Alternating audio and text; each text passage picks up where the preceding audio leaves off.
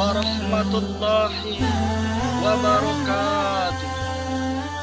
Alhamdulillah, wassalatu wassalamu ala rasulillah wa ala alihi wa ashabihi wa man tabi'ahum ila yaumil qiyamah.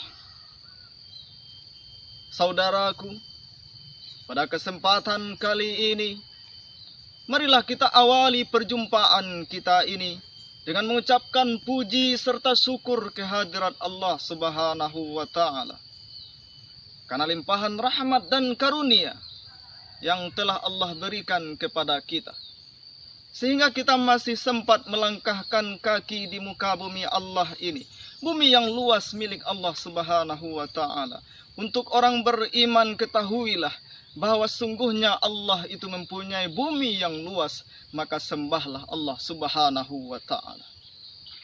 Selawat serta salam marilah kita kirimkan kepada baginda Nabi Muhammad sallallahu alaihi wasallam. Mudah-mudahan selawat yang kita kirimkan hari ini mendapat syafaat di yaumil akhir nanti hendaknya. Saudaraku, milenial muda harapan bangsa, dimanapun kalian berada, izinkan saya menyampaikan wejangan yang berjudul "Lihatlah alam kita yang kaya raya". Indonesia identik dengan alamnya yang kaya raya, tanahnya yang subur, apapun ditanam akan tumbuh dengan baik, lautannya yang luas, menyimpan ikan yang banyak, hingga dicuri oleh tetangga pun tak masalah.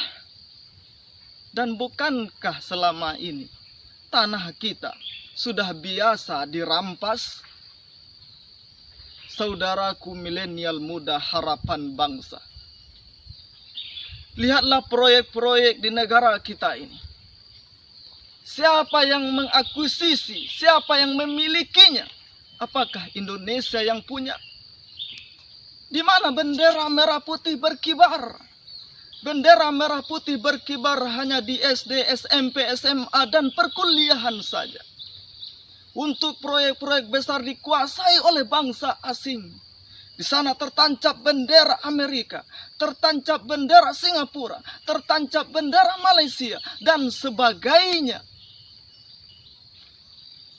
Tanah kita dikuasai oleh orang lain. Lihat tambang emas, siapa yang menguasai? Lihat sawit ini, siapa yang menguasai?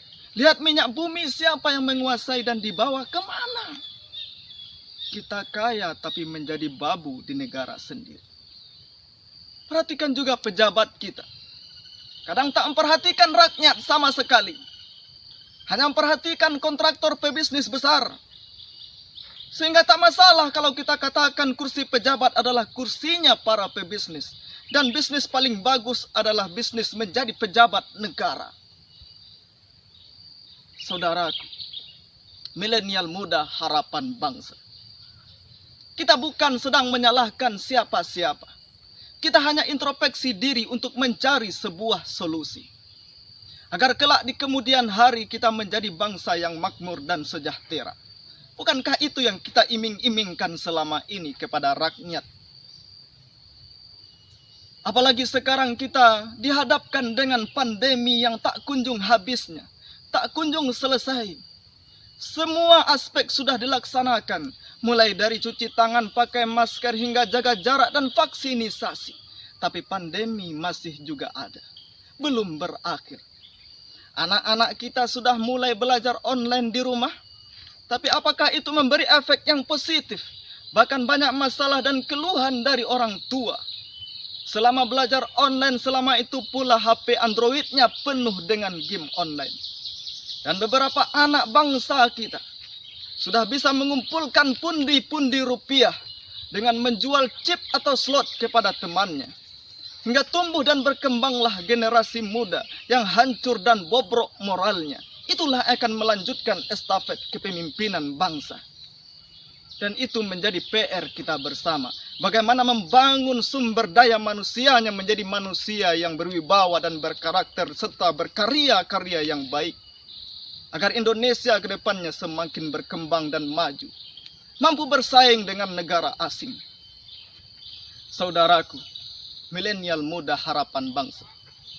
Sudah saatnya kita tampil ke depan, membuat karya-karya membangun negara dengan minat dan bakat yang kita punya. Hadirkan untuk bangsa ini hal-hal yang positif. Dan berhentilah dengan buayan-buayan permainan yang selama ini yang kita mainkan. Sudah saatnya kita ikut andil dalam proyek-proyek besar. Sudah saatnya kita ikut andil dalam migas kita. Ikut andil dalam pertambangan kita. Bukan lagi menjadi babu, tapi menjadi ketua atau menjadi pemilik seutuhnya. Itulah pemuda Indonesia yang sebenarnya ditunggu oleh bangsa. Saudaraku, saya pernah diajarkan bahwa konsep hidup itu hanya 3 saja. Yang pertama adalah B, yang kedua adalah C, yang ketiga adalah D. B berarti bird, kita lahir ke dunia ini. Dilahirkan dari rahim ibu, tumbuh berkembang dan besar.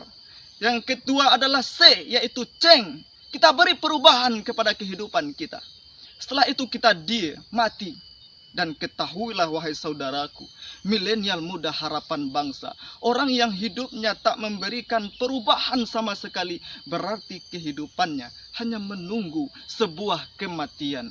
Saya Eka Putra S, hanya ini yang dapat saya sampaikan. Mohon maaf atas segala kekurangan. Terima kasih atas segala perhatian. Assalamualaikum warahmatullahi wabarakatuh.